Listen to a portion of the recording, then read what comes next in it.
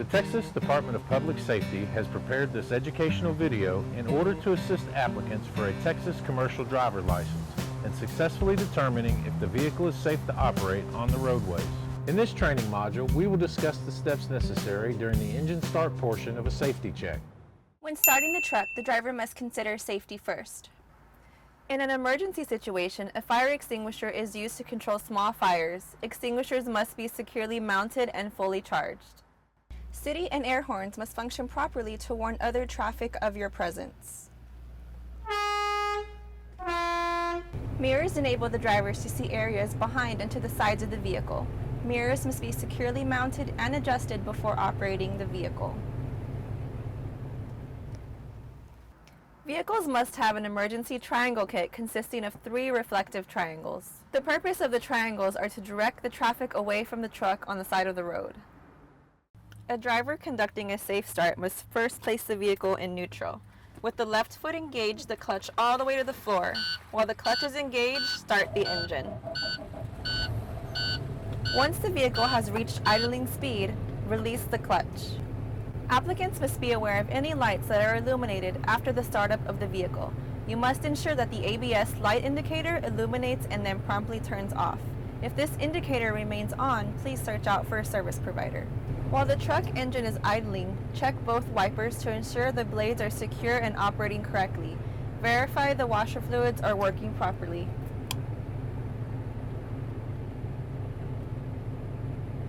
The windshield must be clear from obstructions and free from dirt, debris, or cracks that could cause the driver to lose visibility of other motorists, traffic, or changes in the road.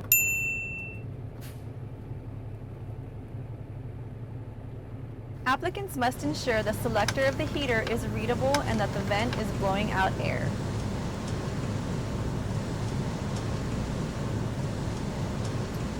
When leaving the truck, always remember to engage the parking and trailer brakes. This safety feature will keep the vehicle from rolling. It is best practice to check the parking brakes on the truck and the trailer. When checking the parking brake, make sure both are engaged. First, I will release the parking brake. Then I will place the truck in gear and gently place my foot on the accelerator. If a tugging motion occurs, the brake is engaged and working. First, release the trailer parking brake. Then I will place the truck in gear and gently place my foot on the accelerator. If a tugging motion occurs, the brake is engaged and working. The temperature gauge measures the water temperature in an engine's cooling system in the engine block. When reading this gauge, keep in mind that it's only telling hot or cold. The oil gauge is at the proper operating range. This gauge will ensure that the engine has sufficient lubrication to prevent engine failure, seizure, or breakdown. The gauge should be in the standard operating range. The voltmeter gauge shows that the generator or alternator is charging, functioning, and in the standard operating range. The air gauge informs the driver the amount of pressure in the braking system. It should be between 120 to 140 at the govern cutout. Fuses and breakers protect the electrical system. It is good to have a few extra for safety. The dashboard indicator lights for signals, flashers, and headlight beams indicate which functions are active or warns of problems of vehicle components. I'm going to turn on my left indicator light to see if it is functioning. I'm going to turn on my right indicator to see if it is functioning. I'm going to turn my hazards on to make sure they are functioning properly. I'm going to turn on my high and low beams to make sure they are functioning properly. To properly check if there's a leak in your air system, you will first start by turning the engine on.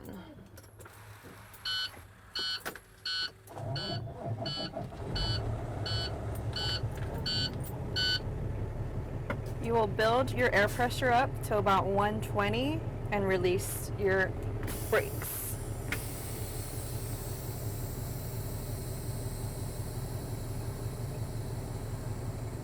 Once the air brake check is complete, you must conduct an air leak rate test.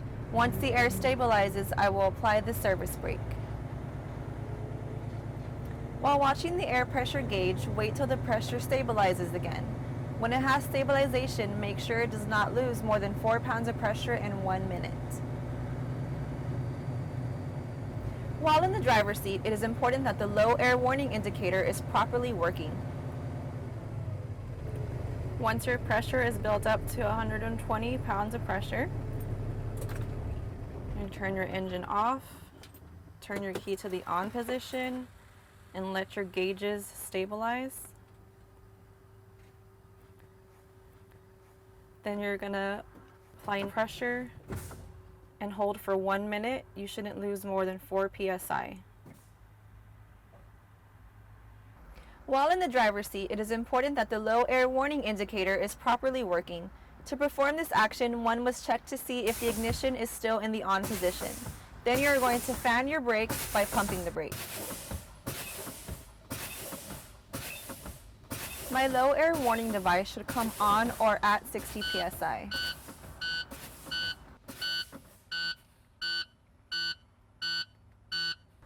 I will continue to do this to check my emergency brakes. The trailer and parking brakes will pop out between 20 to 40 psi. I will now perform a hydraulic brake check to ensure the right amount of pressure is applied in the case of an emergency. I'm going to pump my brake pedal 3 times and hold it for 5 seconds and observe that my pedal doesn't fade.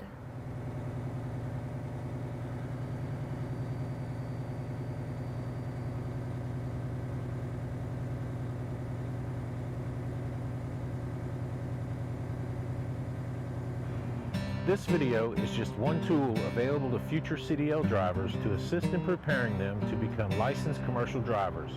For further training and educational material, please visit the Department of Public Safety website.